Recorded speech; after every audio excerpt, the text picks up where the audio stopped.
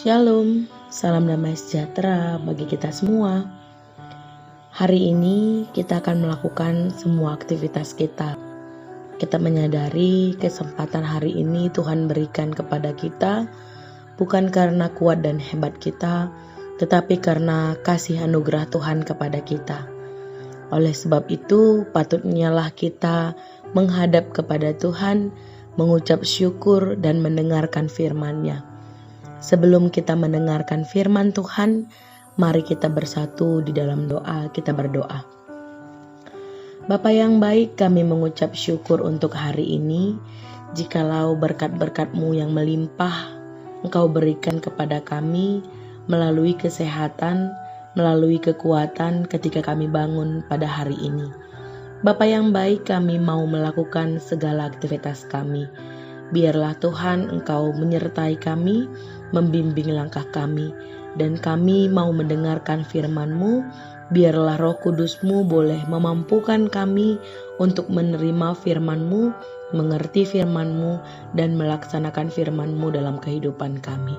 Berfirmanlah ya Tuhan, karena kami siap untuk mendengarkannya.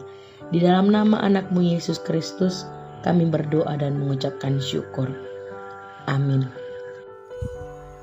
Saudara-saudari yang terkasih di dalam nama Tuhan Yesus Kristus, firman Tuhan yang jadi renungan kita pada hari ini diambil dari Yohanes 4 ayat yang ke-15.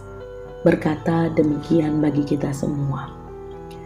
Kata perempuan itu kepadanya, "Tuan, berikanlah aku air itu, supaya aku tidak haus dan tidak usah datang lagi ke sini untuk menimba air." Amin, sedemikian jauh firman Tuhan. Saudara-saudari yang terkasih di dalam nama Tuhan Yesus Kristus, apakah kebutuhan vital manusia? Apakah yang membuat manusia tidak bisa bertahan hidup?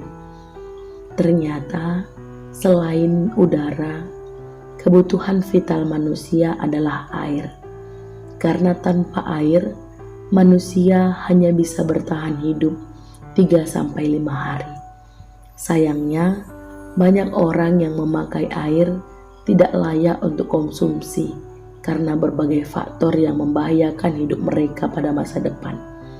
Pada tahun 1992, PBB menetapkan tanggal 22 Maret sebagai Hari Air Bersih Sedunia, sebagai usaha menarik perhatian publik akan pentingnya air bersih dan menyadarkan akan pengelolaan sumber air bersih yang berkelanjutan.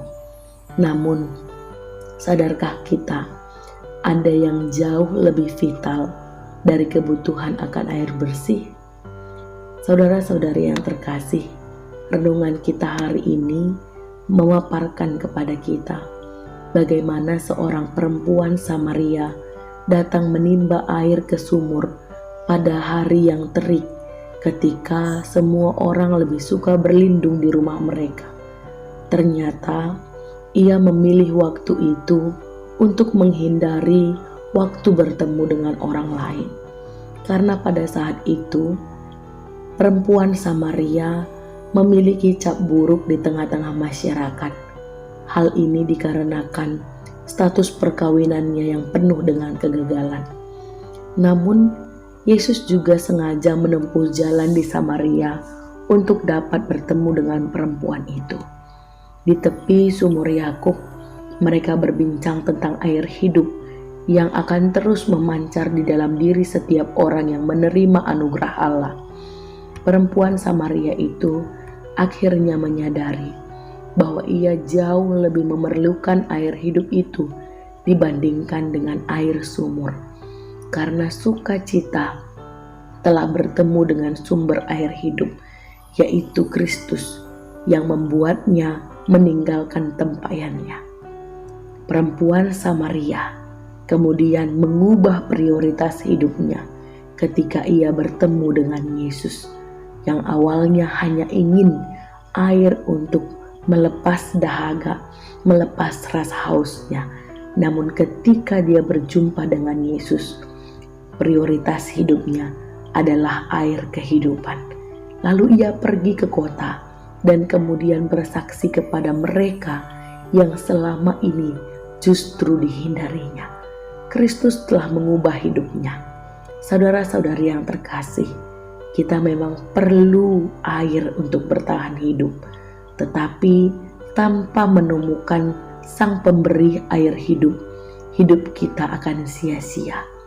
Air sumur Yakub hanya dapat memuaskan dahaga sementara, tetapi air hidup dari Kristus memuaskan dahaga rohani kita sampai selama-lamanya.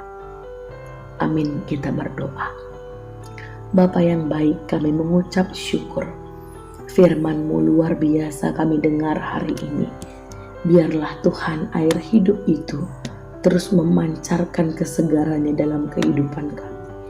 Bapa yang baik, ajari kami terus menemukan air hidup itu, terus mendekatkan diri dengan Sang Sumber air hidup, sehingga kami tidak pernah merasakan haus dan kami merasakan sukacita yang luar biasa setiap hari yang kami jalani. Bapa yang baik, biarlah hari ini juga Engkau berkati kehidupan kami. Engkau kiranya berkati pekerjaan dan pelayanan kami. Biarlah semua yang kami lakukan di dalam nama Yesus. Semua yang kami putuskan berlandaskan dengan firman Tuhan. Terima kasih ya Bapa yang baik. Kami datang dalam satu nama, Yesus Kristus Tuhan dan Juru Selamat kami yang hidup. Amin.